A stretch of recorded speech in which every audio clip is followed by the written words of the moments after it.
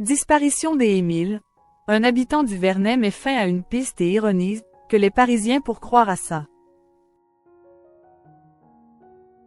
Voilà plus d'un an que le petit Émile a disparu alors qu'Will était âgé de 2 ans.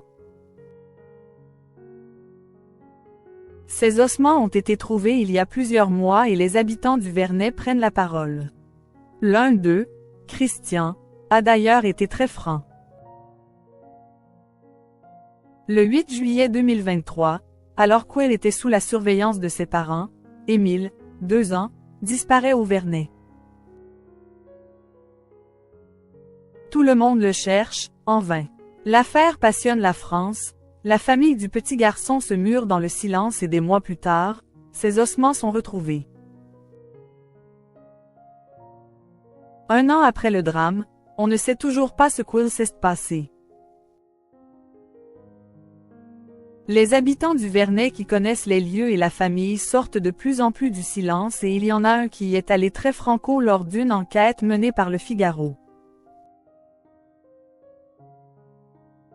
Il s'appelle Christian, il connaît ce hameau comme sa poche et il est catégorique, il ne s'agit pas d'un banal et tragique accident.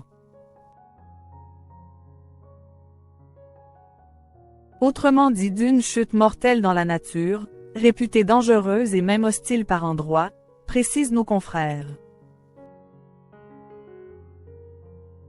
Il n'y a plus que les Parisiens pour y croire, assure d'ailleurs Christian. Et pour lui la découverte, le 30 mars dernier, du crâne du garçon ne fait que appuyer sa théorie. L'endroit, situé à environ 2,5 km de la vaste maison familiale, depuis laquelle Émile s'est volatilisé, avait été ratissé lors des battues conduites dès le soir de la disparition. Battues qui s'étaient poursuivies pendant des jours, usant de moyens techniques et humains spectaculaires, écrivent les journalistes. Tant qu'on ne savait pas où il était, on pouvait encore tout imaginer. Maintenant que l'on sait, rien n'est plus pareil, poursuit Christian.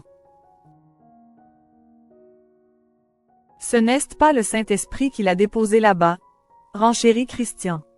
Il est d'ailleurs allé sur les lieux et pour lui-même un gosse de 10 ans et n'y va pas tant le parcours est complexe.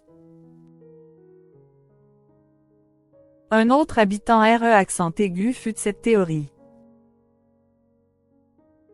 Christian n'est pas le seul à penser cela. Régis est d'accord avec lui et déclare. C'est incompréhensible que le crâne ait été retrouvé là. Je suis chasseur et chercheur de champignons, c'est un endroit où on est allé des dizaines si ce n'est des centaines de fois, que ce soit pendant LE accent aigu TE accent aigu et après, pendant la chasse. On l'aurait trouvé. Le mystère est encore entier mais ceux qui sont au plus proche de l'affaire n'ont finalement pas beaucoup de doutes.